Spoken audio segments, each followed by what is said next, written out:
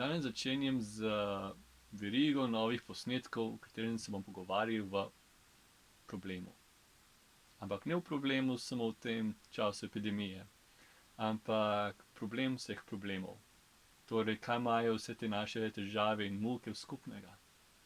Kaj nas vse to povezuje? Ko imamo kakšne skrbi, ko ne vemo, kako bomo plačali položnice, kako bomo nahranili druge, kako bomo povedali resnico nekomu drugemu zaradi naših napačnih dejanj, kako bomo bili sprejeti v družbi, kako bo z našim zdravjem, kaj se bo zgodilo, ko bom umrl, ali pa kaj bom naredil, ko bom izgubil svojo kontrolo, ko bom nekaj drugega kontroliral. Kaj imajo vse ti problemi skupnega? Tudi to veliko vprašanje, s katero se človeštvo ubada že tisočletja. Tisočletje vseh koncev sveta. Poznamo v naši kulturi približno 4000-letno vprašanje, ki je zapisano v Bibliji. Kako je to bilo, začelo se z neko muko, z neko trpljenje in reševanje tega vprašanja, kaj narediti, kako se rešiti iz tega suženjstva in vse teh muk in lakote in nepravičnosti v svetu. Enako se je dogajalo v Grčiji. Tudi oni so imeli veliko vprašanj, na Kitajskem. In vse te narodi, vse skupaj, vidite, da so začeli tudi govoriti v neki višji naravi, eni resnici, eni zavesti, v enemu Bogu.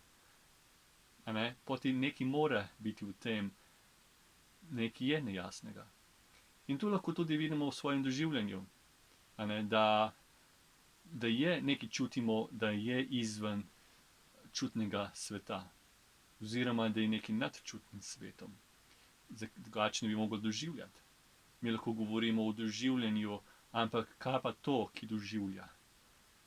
Lahko pridemo do zaključka, saj je v možganih, ampak to je le bolj domneva.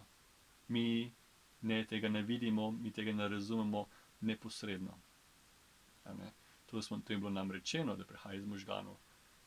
Ampak še zmeraj je nekaj, glavno je, še zmeraj obstaja zelo veliko vprašanje. Nerazrešeno vprašanje. To polje v ozadju, s katero se potem mi identificiramo.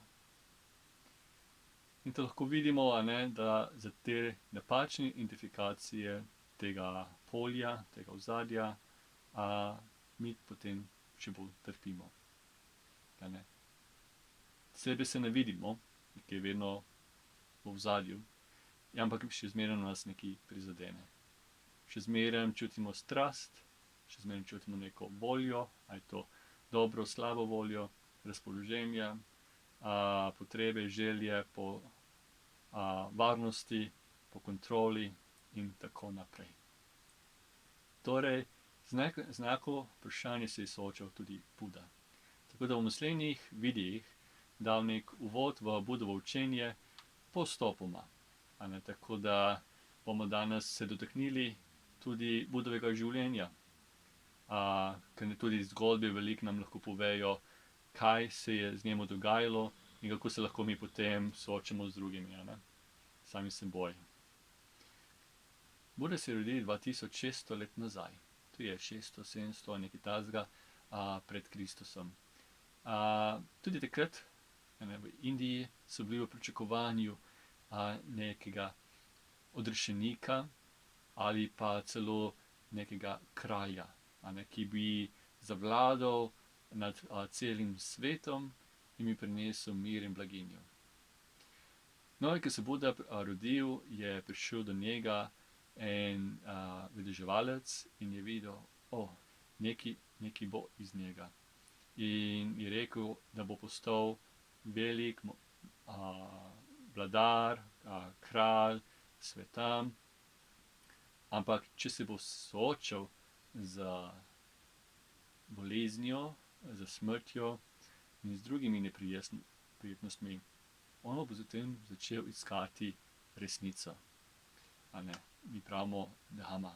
Dhamma pomeni resnica taka, kot je, brez nekih madežev ali naših predpostavk, naravo, ki je pravzaprav ne moremo videti s svojimi čutili. In kaj se je zgodilo, ko je Buda, ni še bil Buda, pravzaprav se takrat se imenoval Siddharta Gautama. To je bilo njegovo ime. In kot mali fant je bil zelo brihten, zelo uspešen, zelo hitro se je učil, in je živel zelo udobno življenje. Njegov oče je bil tudi imel zelo visok položaj, lahko bi danes temu rekli kot kakšen senator, Ni bil kralj, kakor včasih nekdo mislijo, ampak je bil senator v plemenu Sakja. In ko je Siddharta odraščal, je tudi on začel ugotavljati, da nekaj ni čisto v redu znotraj njega. Spraševal se je tista večja vprašanja. Torej ni samo vprašanje tega kratkotrajnega trpljenja ali neprijetnosti. Ampak je nekaj bolj globoko vprašanje eksistence. Vsemu mu nič manjkalo. Vse je imel vse udobja, imel palače, imel je vse čutne užitke, kolikor se jih je dalo takrat dobiti. Torej, ni bil reven, zdrav je bil, mlad, ampak je videl, da nekaj ni v redu. Da je videl, da te stvari, nekatero povzroča, ki mu omogoča neko varnost, je zelo minljivo in ne bo potešilo res tistega notranjega problema, te notranje muke. Lahko to pogledamo samo v samem sebi, če gremo mi v čutne užitke, ko pogledamo v hladilnik, ko gremo v kino, televizor gledati ali gremo na internet in tako naprej. Zakaj mi iščemo te stvari v čutnih užitkih? Seveda zato, ker je prijetno, je luštno, se zaposlimo malo. Že. Ampak mi ne bi iskali teh prijetnih užitkov ali te prijetnosti, če ne bi poskušali se izogniti neprijetnosti. Torej, vse, kar mi delamo v življenju, je vedno bežanje stran od neprijetnosti. Torej, ta neprijetnost, od katere vedno bežimo. Torej, če mi nekaj delujemo na tak način, da se obračamo in hodimo proti prijetnosti, mora biti nek vzrok. In ko sem rekel vzrok, je neprijetnost. Torej, neprijetnost mora biti del te odločitve, ker drugače teh odločitev ne bi bilo. Torej, neprijetnost vedno obstaja, je vedno tam v ozadju. Če ne bi bilo te neprijetnosti, ne bi bilo dejanja proti užitku. Torej, Buda oziroma Siddharta še takrat se je začel tega zelo zavedati in zaradi tega je začel se spraševati.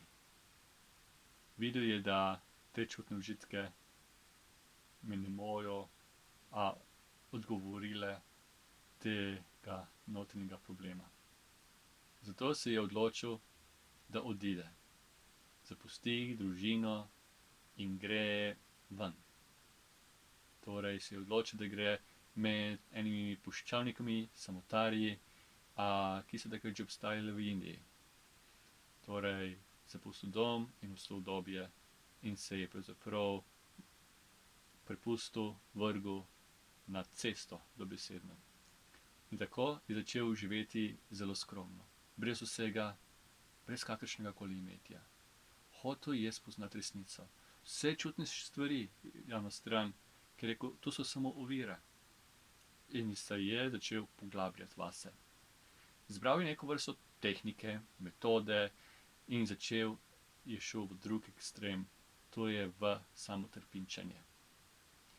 Bil je tudi tako suh, da je bil zelo blizu smrti. In je potem gotovo, da nikamor ga to ni peljalo. Ni še spoznal resnice. Ne glede, koliko je uporabljal neke metode, tehniko ali posebno jogo in trpinčenje, ni mu pomagalo. Ni spoznal trpljenja s tem, da se je še bolj naložil trpljenje. Ni spoznal resnice na tak način. Potem pa se je spomnil, ko je bil še mali otrok, ko je sedel na polju, medtem ko je oče vodil neko oranje na polju, se je usedel pod drevo k senci in zaprl svoje oči in bil miren, bil zadovoljen. Zato, ker je šel v neko stanje meditacije. To meditacija je v smislu ne za neke vizualizacije, niti ni uporabljal nobene kakšne posebne metode ali tehnike. Ampak je videl, se nekako začel opaziti bolj višji ali pa bolj osnovni nivo doživljanja. Torej je bil nek odmik nazaj. Odmik nazaj od teh čutnosti. Tako kot otrok je videl, da je nek drug nivo. Da se da opustiti vse te čutne objekte, ko ni več toliko zatopljenosti v kar vidimo, kar slišimo, kar čutimo, ampak začnemo opaziti neko bolj osnovno polje, ki se je odmaknilo od čutnega sveta in odmaknilo od drugih ovir, ko ni bilo več čutnega poželenja, ko ni bilo odpora, nemirnosti, toposti in ni bilo dvomov, ni bilo razmetanih misli. In tako je postal enoten. In s to enotnostjo je bil občutek blaženosti in mirnosti. No, takrat, ko se je še mučil, se spomnil svojega otroštva in je pomislil, mogoče je pa to pot do osvoboditve. Torej vedel je, da predajanje čutnim užitkom ni pot, ni rešitev. Očitno je bolj distrakcija, je bolj zakrivanje problema, kot pa reševanje problema. Zakrivanje problema ne pomaga. To je isto, kot da bi, imamo se kakšen pes v strop pred našimi vrati, ne bomo zdaj pokrivali z rožicami, ker bo še zmeraj smrdelo. Treba popolnoma odstraniti, očistiti. Torej, čutni užitki so bolj pokrivanje problema z rožicami. Ampak problem bo vedno bil tam, bo vedno smrdel. To je Buda to dobro vedel. Potem je tudi videl, tudi samotrpinčenje ni v redu. S tem tudi opazil, da se ne da osvoboditi z neko metodo, z neko tehniko, z nekaj, kam bi mogel iskati in imeti neko težnjo do nečesa. Videl, da je prav nasprotna smer. Pravzaprav razumevanje dame ni težnja proti, ali to proti prijetnosti ali neprijetnosti, ampak pravzaprav stopanje nazaj. Torej, to, ki se je spomnil otroštvo, ko je bil še mali, je vedel, da ta notranja mirnost, ta unifikacija ali osnovanje se ni zgodilo s tem, da je nekaj iskal in da je imel težnjo do nečesa, ampak je videl, da je prišlo do tako, da sploh se ni želel tega, ampak je bolj opuščal. Ko je nekaj doživel, je opustil, se je odrekel. In je potem rekel, pa to je pot. In tako je potem nadaljeval. In videl, da kako je potem on tako spet šel v to meditacijo. In ta meditacija je pomagala, da je videl stvari v neki bolj osnovni perspektivi. Na nek način lahko človek, lahko rečemo, da stopi v nek božji ali jasnejši nivo doživljanja. Torej ni nekaj, kar si da čutiti in dokazati na nek znanstven način, ampak se lahko opazi res v samem sebi znotraj. Ko je postal bolj jasen, potem je tudi začel veliko bolj razumeti. Čez nekaj časa, čez nekaj tednov svoje kontemplacije je tudi dojel, kje je problem. Videl je, da ta notranji nemir, mi pravimo duka, ali ta neprijetnost, ki je vir vsega, da je znotraj nas. In ta je znotraj nas in ima tudi svoj začetek. In ta začetek je želje. Torej, želje po nečem, želje po potešitvi, želje po trpinčenju, želje. Torej, samo želje same po sebi so neprijetne. Mi ne moramo reči, želje so v redu, dobro, pa želje imej in kako se počutiš, če imaš želje? Želje vedno mora imeti nek cilj, nek zaključek, Ampak zakaj imamo mi želje? Želje imamo zato, ker z željami se mi identificiramo. In identifikacija res pride zaradi tega nerazumevanja tega ozadja, tega doživljanja, te strukture. In ko je Buda to spoznal, je potem učil, najprej 4 plemenite resnice.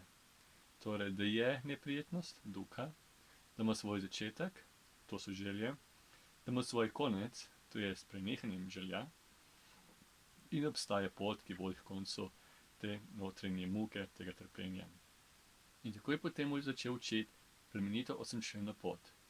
In to je pravilni pogled, pravilna naravnanost uma, pravilen govor, pravilno dejanje, pravilen način življenja, pravilen napor, pravilno zbranost in pravilna pozornost.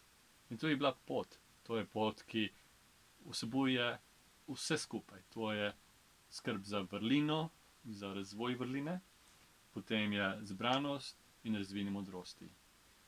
Ni uspeha, ni jasnosti uma, če mi ne prakticiramo vse 3 aspekte. Torej, vrlina, zbranost in modrost.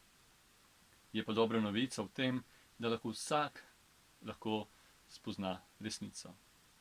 Zdaj, Buda je se v tem, lahko bi rekel, odrekel nekem posvetnem vladanju sveta. Ker ta vladar je še zmeraj podvržen smrti, še zmeraj podvržen neki notranji muki. Ne glede, kako je lahko svet varen in uspešen in prijeten, je še zmeraj podvržen minljivosti. Buda pa pomeni, da si je rešil te smrti, te pogojenosti sveta. In tako je potem dosegel nesmrtnost.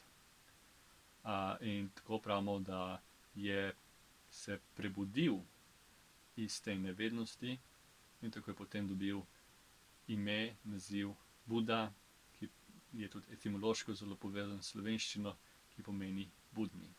In kaj je zdaj sporočilo? Da treba iskati resnico zase. Buda je rekel, da ne iščemo si zatočišče nekje zunaj. Torej, zatočišče v čutnih užitkih, zatočišče v udobju, pa tudi zatočišče v drugih ljudeh ali vodstvu. Ker če iščemo zatočišče v varnosti in v nekam zunanjih stvareh, bomo kmalu razočarani. Ne se misliti, da imeti virus v današnjem času, da je nekaj narobe tam zunaj. Mogoče narobe to, da smo bili mi dolgo časa malo naivni, ker smo mislili, da svet mora biti tak, kakršen se ga mi želimo. Ampak svet nikoli ni bil tak. Svet nikoli ni bil miren, nikoli ni bil varen, vedno se nekaj dogajalo. Če niso bile vojne, so bile bolezni. Če niso bile bolezni, so bile druge težave in problemi, nemiri.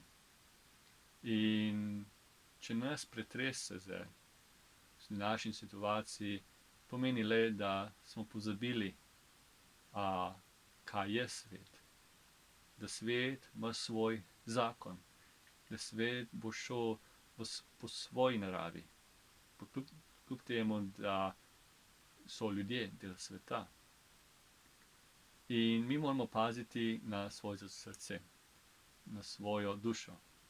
In to pa lahko naredimo le tako, da se ustavimo, da gremo v samoto in da res pogledamo vase. Če čutimo strah, bolečino, da se zadržimo iskanje razlogov nekje tam zunaj. Gledamo v sebi, vidimo, kako nas hitro pretrese, ampak tu samo zaradi tega, ker smo si iskali zatočišče nekje popolnoma drugje. Buda je pa rekel, iščite si zatočišče v sebi, nekje drugje. Je tudi rekel, naj bo Buda vaše zatočišče, ničesar drugega. Naj bo Dhamma vaše zatočišče. Ne iščite se druge zatočišča. Naj bo Sangha vaše zatočišče. Ne iščite se drugih zatočišč. To pomeni, da niso zdaj to tiste 3-4 različne stvari, ampak Buda, Dhamma, Sangha je ena stvar. Tale prebujeni, ta resnica in ta možnost prebujenja. In to lahko doseže le v sebi in svojim naporom in svojim razumevanjem. To, da se je kaj zgodilo v zunanjem svetu, v naši vsem življenju, če nas kaj pretrese, lahko pravzaprav to vidimo bolj kot neko skrbjo ali strahom, ampak kot vabilo, oziroma prebuditev, da mogoče je čas, da začnemo res malo bolj razmišljati o tem in res iskati resnico, iskati Dhammo.